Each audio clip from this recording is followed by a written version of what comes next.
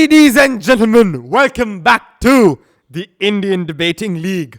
My name is Pranay Raj Bhalla, your host for the day, and today I'm going to go through the most common debating mistakes that people make, especially when starting out, ladies and gentlemen, to up your debating game. Today, we will know exactly how to win each and every one of these debates that you have by making 4 simple adjustments and becoming more aware of exactly how technically logical you can become in your arguments. So, let's get right into it. Ladies and gentlemen, to understand exactly what this video is about, number 1, you're gonna have to know what is a fallacy. Now, a fallacy, for those of y'all who don't know, is basically a mistake. And that's how I want to categorize it. It's a mistake. It's an illogical connotation or argument that is made. But one will have to realize why that argument is illogical or a fallacy in the first place. So, by an absolute definitional argument, a fallacy is a mistaken belief. One based on unsound arguments. It is a flaw in reasoning that makes an argument invalid, unsound, or weak.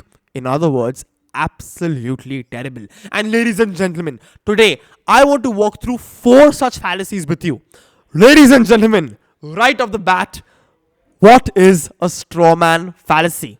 A strawman fallacy is when a person misrepresents or mischaracterizes somebody else's argument to be easier to attack than it actually is. And a good example of this is an argument coming in saying we need to invest more in education to improve our economy.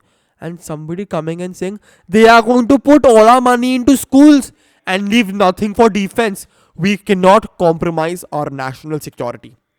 If you notice, the strawman argument does not address the main issue at hand about education or economy or about healthcare or anything more in specific, ladies and gentlemen, when it should have. Instead, it diverts attention towards something which is absolutely irrelevant. And that's exactly what the strawman fallacy is about, ladies and gentlemen. And a good example of where this word strawman comes from is where you see straw men standing in fields where crops are there, letting the birds or the crows believe there's an actual man or the farmer standing there who'll shoo them away. The crows might believe this because of the scarecrow and not come to eat the crops. But in reality, it's just to divert the attention from the main feast of the day. That's all. The next argument, which you should avoid in order to become a better debater, is an ad hominem fallacy. An ad hominem fallacy is a fallacy which involves attacking the person making an argument rather than addressing the argument itself. For example, you and I are arguing. Now, for me right now, you are a camera. So if you and I are arguing and the camera, for some magical reason, talks to me and says, "Hey Pranay, I think we should invest in the economy." And I simply tell the camera that you're not even a human being. How can you make that argument? Rather than addressing the core argument at hand, I am making an ad hominem fallacy because I'm attacking the person making the argument over the argument itself. Another example for this would be we need to address climate change to protect the environment. And the ad hominem response or the fallacy coming in with the response being, you're just a high school student. What do you know about climate science? In this example, instead of addressing the argument about climate change, the response attacks the person, as we've noticed. So, have you ever noticed this? Has anybody ever stopped you and actually considered your argument over the person that is making the argument? If you make this mistake, ladies and gentlemen, I would ask you to up your game by making sure there is no ad hominem fallacy within your speeches. Moving swiftly on, we have the hasty generalization fallacy.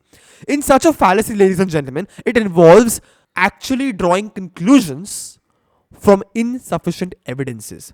It involves reaching a generalization based on a small or unrepresentative example of something. A good example of this is saying, I met 2 people from New York and both of them were rude, so every New Yorker is rude.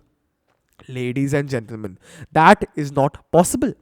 Because 2 people don't represent the entirety of New York. And that is exactly what the hasty generalization speaks about. It is an argument that becomes illogical or invalid because it has no coherent following of events, ladies and gentlemen. For example, 2 New Yorkers does not equal New York. So on and so forth. The next argument, ladies and gentlemen, is the red herring fallacy. Now, What is a red herring fallacy? A red herring fallacy is a divisionary tactic, ladies and gentlemen, which avoids key issues instead of raising irrelevant points to distract from the main topic. It is a deliberate attempt to change the subject or divert the argument to a different issue. Now, right off the bat, ladies and gentlemen, I know it sounds similar to the strawman fallacy, but it is not because of the deliberate nature of this argument. Now, let's give you an example. The topic being we need to focus on healthcare reform, and somebody coming in and giving the red herring response, but what about the economy? We can't afford to spend more on healthcare when the economy is struggling. In this example, the response comes from an unrelated topic, which is the economy, to divert attention from the original topic of healthcare reform. Now, ladies and gentlemen, those are the 4 types of fallacies that are extremely common in debates, and if you avoid these, you can become a better debater. But there's something more, ladies and gentlemen, that I want to share with you. This entire video, although it's about, self-analyzing and also looking at your opponents and seeing if they are making these, let's say, fallacies and correcting them during debates so that you know when they are being illogical, it's also about one other common theme you will notice, which is the moment you go off topic, it is a fallacy. So, my top tip for the day is simply speaking on the topic, ladies and gentlemen. It sounds simple, but it's extremely funny how we always try to glitter our speeches in with as much more information we can get or as many points as we can bring in without sometimes realizing we steer away from the main elephant in the room. So that's it for today, ladies and gentlemen. Let me know in the comments if you know any other fallacies, and we will see you in the next video. If you like that video, go ahead and like, share and subscribe.